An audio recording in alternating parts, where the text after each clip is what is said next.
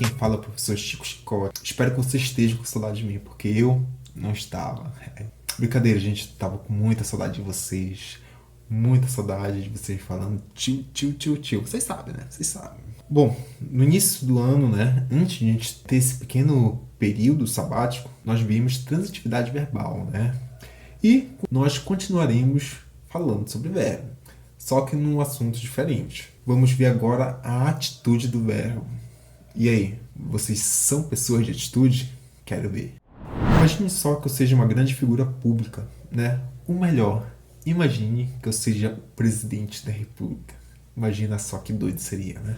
Imagine que eu sou alvo de diversas críticas, diversos valores de juízos, né? Por todos os lados. E estou prestes a assinar um decreto bastante polêmico. Eu quero que todas as lojas distribuam chocolate gratuitamente para a população, certo? E diante dessas circunstâncias, dois noticiários saem, né? Um contra e outro a favor.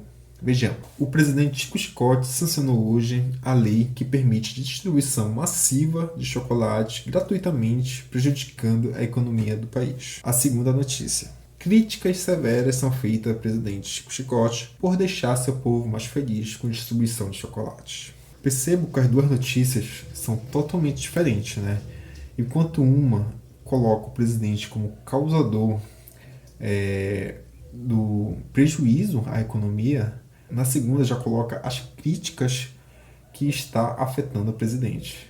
E isso tem a ver diretamente da relação do verbo com o sujeito, tá? Diante disso, agora vamos entrar definitivamente no assunto do que seria vozes verbais.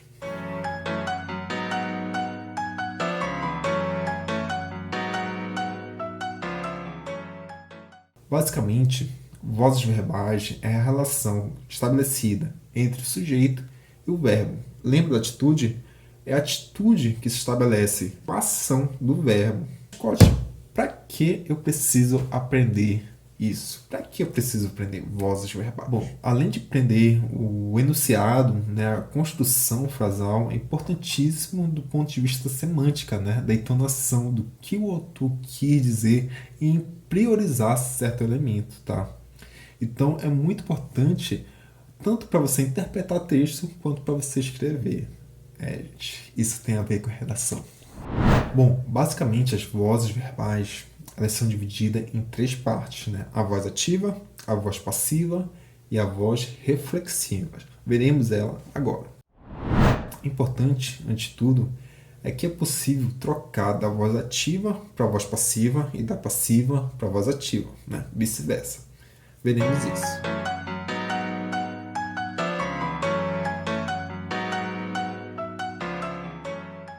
A voz ativa ocorre quando evidencia que o sujeito executa a ação, tá? Vamos ver esse exemplo aqui. Chicote come hambúrguer todo dia. Por falar nisso, né, essa semana teve Dia Mundial do Hambúrguer. Como praxe, eu comi aquele hambúrguer lá, bacana. Enfim, Chicote come hambúrguer todo dia. Vejam aí. Quem pratica a ação de comer, né? O verbo aí é comer. Quem pratica? Chicote, né? Então, o chicote é o sujeito.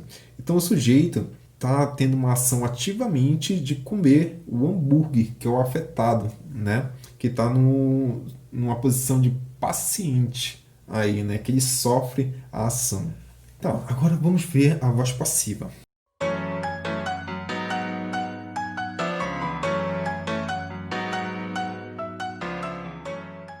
A voz passiva ela pode ser dividida em duas partes, a voz passiva analítica e a voz passiva sintética. Ao contrário do que acontece na voz ativa, na voz passiva analítica, o sujeito que sofre a ação do verbo, nós o chamamos de sujeito afetado, tá? Ou paciente para alguns gramáticos. Na maioria das vezes a gente usa esse tipo de voz verbal evidenciar quem sofre a ação. No caso daqueles dois exemplos que dei lá no início, né? A segunda manchete que falava que o presidente Chico Chicote deixava o povo mais feliz estava na voz passiva, né? Então ele quis evidenciar que o presidente Chicote estava sendo atacado, né? Estava sendo injustiçado.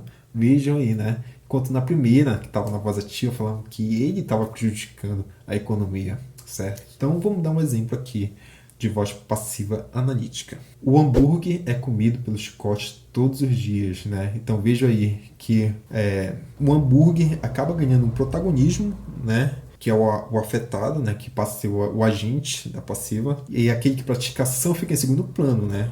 Hambúrguer é comido por chicote todos os dias. Como vocês podem ver, o elemento do predicado da voz ativa passa a ser o sujeito paciente na voz passiva. Há uma inversão aí. Com essas alterações, há alguns ajustes no verbo, né? Há um verbo auxiliar e um verbo principal, uma espécie de locução verbal. Como vocês podem ver aqui, é comido, olha só. Tem o verbo é, né? E o comido que está na forma de particípio. Tá, agora pensa só, voz sintética.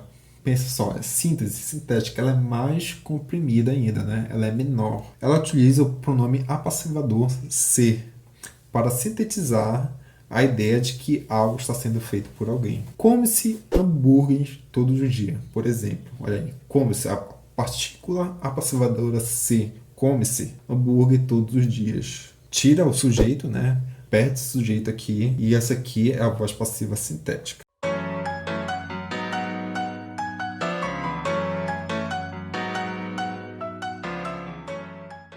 A voz reflexiva pense muito no espelho, né? Aquela questão que ao mesmo tempo que alguém vai fazer a ação, ele vai sofrer ao mesmo tempo. Então vejam aí, chicote se penteou. Né? Ao mesmo tempo que eu faço ação, eu recebo a mesma ação, certo? Essa é a voz reflexiva. Pois bem, bora fazer uma revisão geral?